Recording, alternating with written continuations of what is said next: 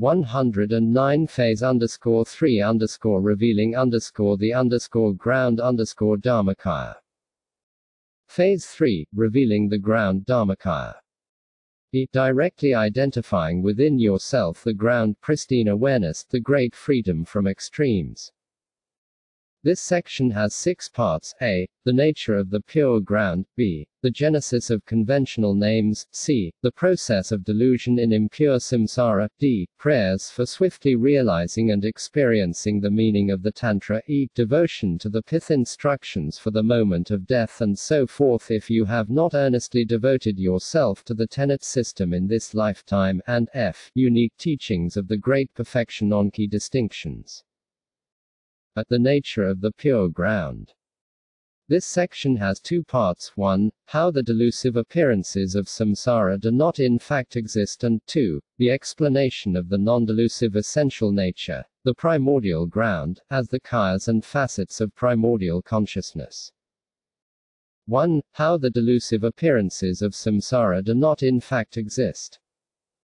This is how, from the time that dualistic thoughts arise, samsara and nirvana seem to be different, while never wavering from the expanse of the ground of being. The reverberation of sound root Tantra states: if you do not recognize as your own essential nature the root that is the indivisible, sole cause, this is the beginning of samsara. By determining that all phenomena of samsara are included among subjects and objects, you will swiftly sever the life force of delusion.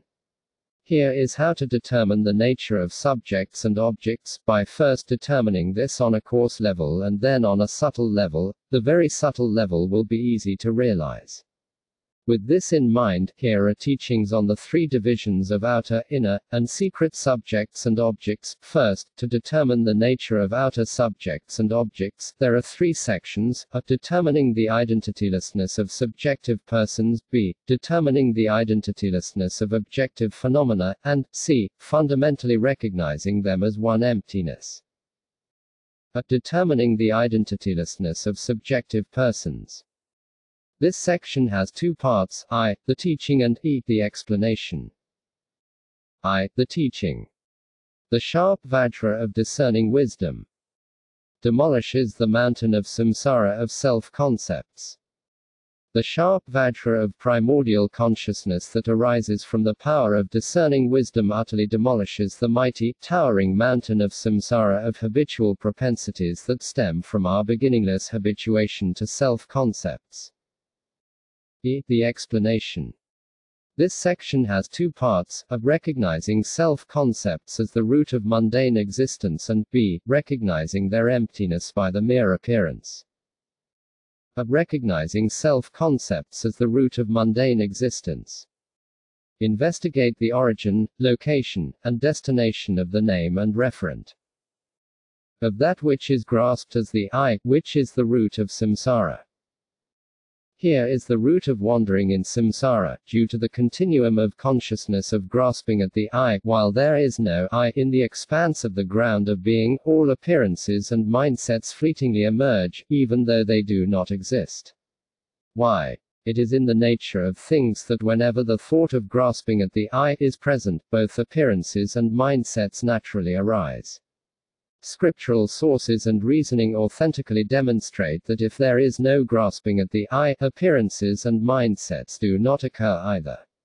So the thought of grasping at the I, where there is no I, is indubitably ascertained as the root of mundane existence. B. Recognizing their emptiness by the mere appearance. Decisively recognizing it as objectless emptiness is determining personal identitylessness. Here is how such a self is found to be empty by investigating its origin, location, and destination, as well as its name and referent. All possible appearances first arose from the self, so their origin is empty of being anywhere else. Once they have arisen, they are present in the domain of the self, so they are empty of being located anywhere else. Finally, they disappear together with the self, so they are empty of any other destination. In a similar fashion, here is how the reality of the basis of designation of the name self is unestablished. Between the body and mind, neither the self nor its name is established as the body. Each body part has its own name, so it is not given the name self. The collection of all its components may be called a collection or a body, but this does not bear the name self. The mind, which has no basis or root, is designated as mind, but it does not bear the name self. So the basis of designation of the self is empty, which means that neither the self nor its name exists. Moreover, there is no self that is established as something other than the body and mind. If the self did exist, it should appear and therefore be observable, but it isn't. So the self is not established as anything real or substantial. In summary, since the basis of designation of its name is not established for the self, neither the self nor its name exists. Since the self is not established as substantially real, its basis of designation is not established as real either. Since it doesn't exist, the name imputed to it is nothing more than an expression. Therefore, in reality, the so-called self is nothing more than an appearance and a designation independence upon the body and mind.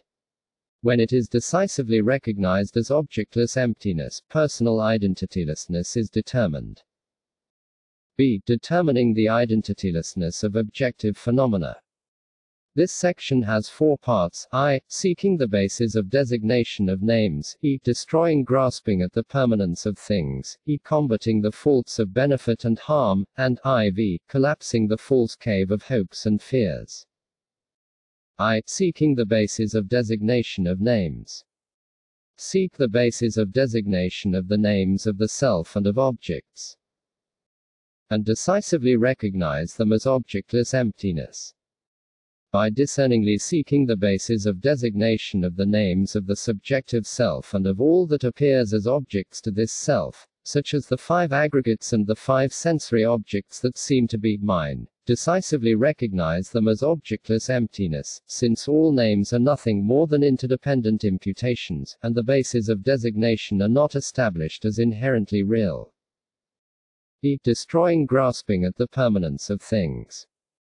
Investigate how all things, starting with partless elementary particles, are empty in the sense of being devoid of inherent nature.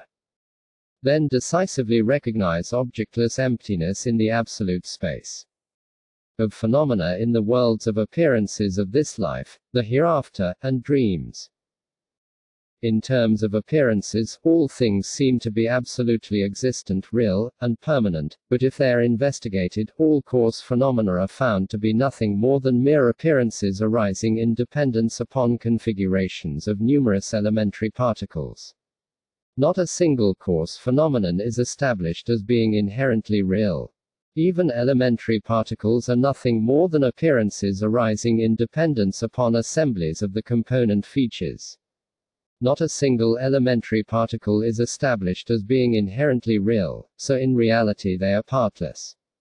By investigating how they are empty in the sense of being devoid of inherent nature from the very moment they appear, all phenomena are found to be nothing more than mere clear appearances, and there is nothing that corresponds to your habitual awareness of desires and fears.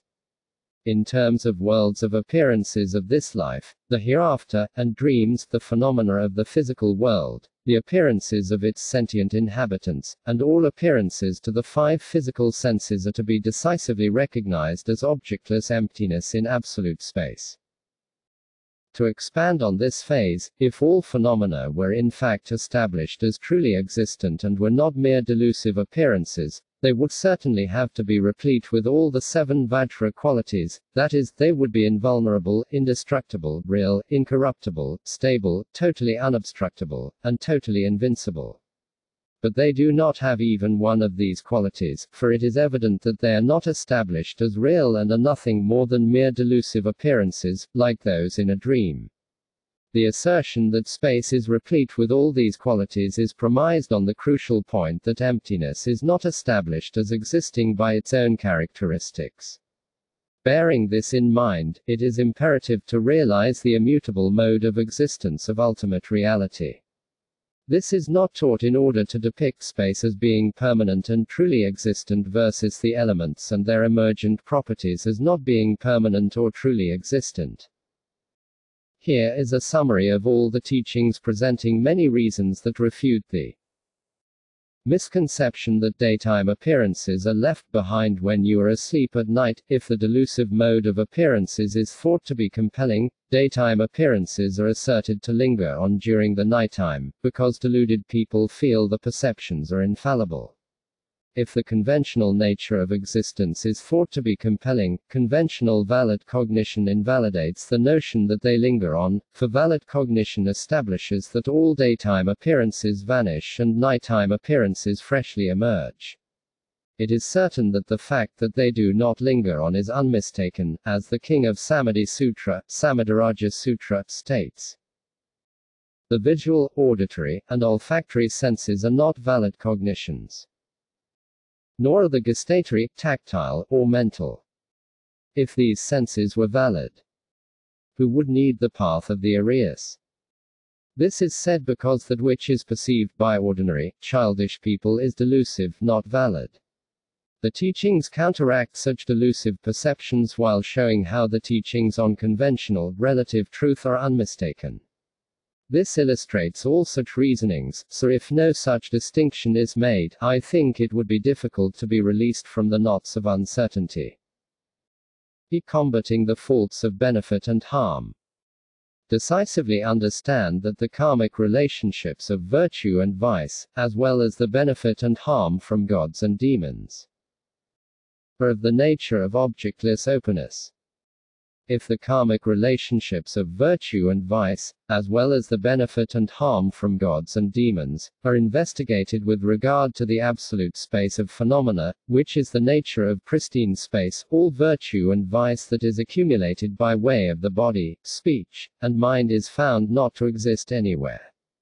If it all disappears into the nature of nothingness, the openness of objectless emptiness, then all causal virtues and vices and resultant joys and sorrows are nothing more than mere appearances of performing actions and experiencing the consequences.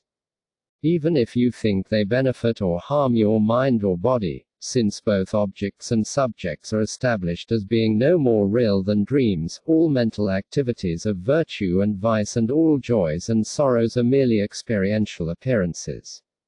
Therefore, decisively understand all actions, joys, and sorrows as having no physical or substantially real existence. This verse indicates that both virtue and vice, as well as the phenomena of benefit and harm by gods and demons, are of the nature of one emptiness that is the ground of being. Until these delusive appearances dissolve into the absolute space of phenomena, whatever coarse or subtle positive and negative actions you commit will add to your rebirths in this world of samsara until the fully matured results are exhausted. So eternal well-being will certainly not be achieved. The reason why it is necessary to determine the nature of virtue is that the principal path for achieving the states of liberation and omniscience is wisdom, as Santideva wrote. The sage taught this entire tenet system for the sake of wisdom. Therefore, with the desire to ward off suffering, one should develop wisdom. Nevertheless, when foolish people who are drawn to experiences involving craving meditate on emptiness, this doesn't satisfy the craving, and so they lose confidence and trust. Because this doesn't involve any striving or modification, they think it is a waste of time, and so they apply themselves to prostrations, circumambulations, and so on. This verse is to help them understand that this meditation is superior to those methods. Moreover, some people who take pride in being contemplatives marginalize the view, which is the essential nature of meditation, and meditate only on the luminosity and emptiness of the mind. This is taught so that such people may know not to devote their lives solely to the practice of physical and verbal virtues, but to practice by integrating the view and meditation. By determining the nature of evil, you find that the essential nature of all obscurations is ignorance of your own nature. Understand that this cannot be purified merely by virtuous physical and verbal practices, but only by cultivating awareness of your own face, the nature of existence. Then you must have conviction in the authentic path, renounce the 9 kinds of activity, and apply yourself to the practice until you die. If you investigate the protective gods and harmful demons, you find that the 5 objective elements along with such things as mountains, stones, and houses do not give rise to gods or demons. These are not the dwelling places after they have arisen, and there is nowhere they go in the end. Why? Because they are not established as existing in reality, they are all your own appearances, like delusive phenomena in a dream. It is impossible for them to help or harm you, for they are not physical entities that help or harm physical entities. If gods and demons were physical, they should be observable, but they are not. And non-physical things cannot help or harm physical things, any more than the horn of a hair can inflict a wound. In short, however they appear, as physical or non-physical, authoritative treatises and reasoning establish that they are nothing but your own appearances. In general, although there are references to many types of gods and demons, the gods referred to in this context are those dwelling as mundane gods, not supramundane ones, and the demons referred to are mundane demons dwelling in samsara. Therefore, come to a decisive understanding that all gods and demons, as well as all the help and harm that is attributed to them, are objectless, empty displays that are delusive, false impressions of individual sentient beings. If this is not determined, from the very moment the aggregates that are grasped as mine are established as real, just as there are continuous appearances of the 6 classes of sentient beings, for as long as there is mental grasping and immersion in the confusion of the object of perception and the perceiver, the object of meditation and the meditator, and so on, there are bound to occur outer, inner, and secret upheavals. By regarding them as demonic, you turn away from the authentic path and go astray. In your meditation on deities in the stage of generation practice, if you falsely regard them as autonomous, this conceptually turns them into demons. In this way demons are forcefully conjured up, becoming maras for your life force. By placing your hopes in gods and fearing demons, your thoughts arise as enemies, leading to a never-ending stream of illnesses, joys, and sorrows. Recognizing all gods and demons as your own appearances, like illusions and dreams, is the essential nature of severance, and this is an especially profound teaching on severing thoughts of grasping at gods and demons. So it is particularly indispensable for those who practice severance. IV. Collapsing the false cave of hopes and fears. Cut through the basis and root of the origin, location, and destination of the Buddhas and displays of Buddha fields, and of the appearances, mindsets, and objects of the 3 realms of samsara.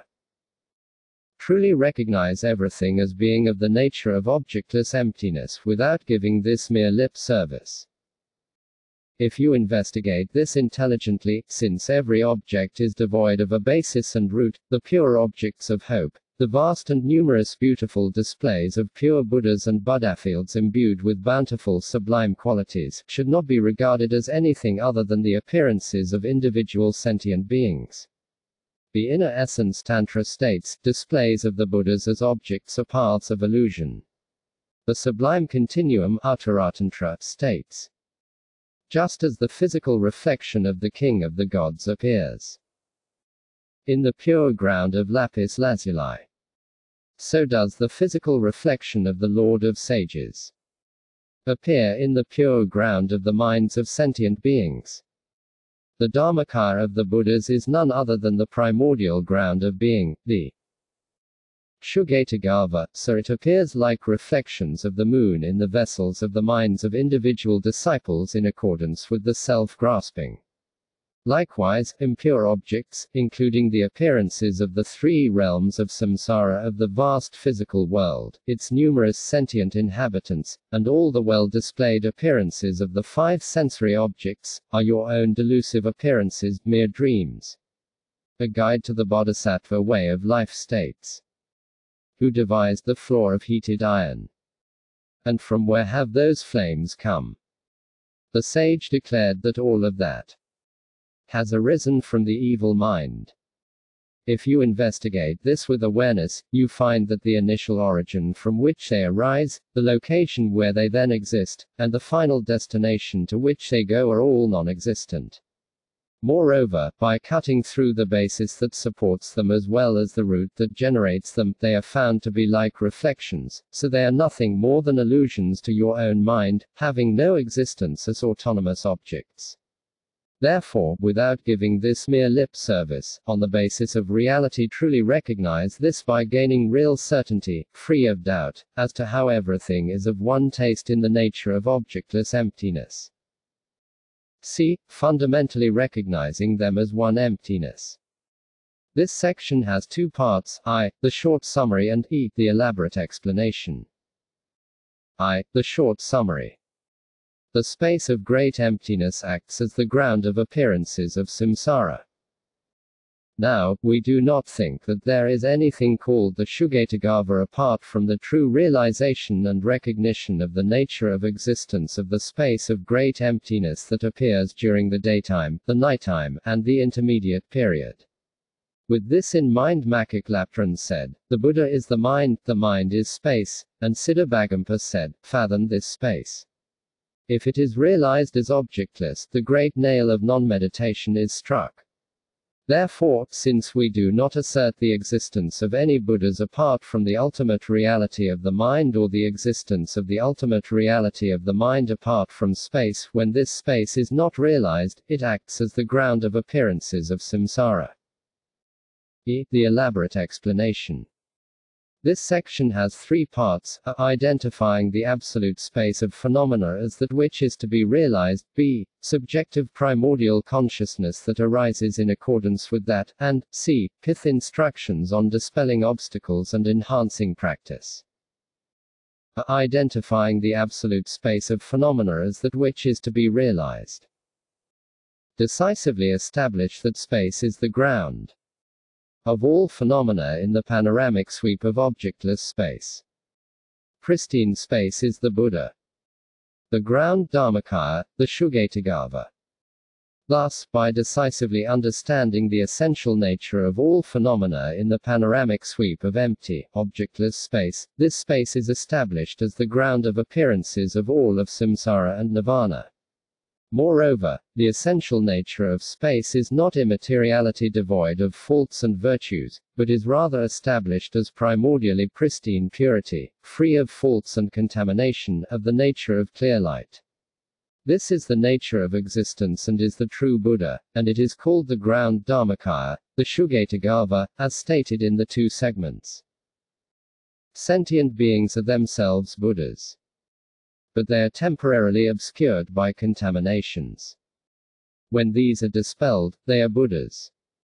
Some people claim that even though the essential nature of the minds of sentient beings may be regarded as the Buddha, the ultimate reality of the mind and space are not the same. The assertion in all the sutras and tantras that the mind is groundless and rootless like space suggests a distinction between the reality and the metaphor. That claim is made from the perspective of the ways things appear in the conventional mode of appearance.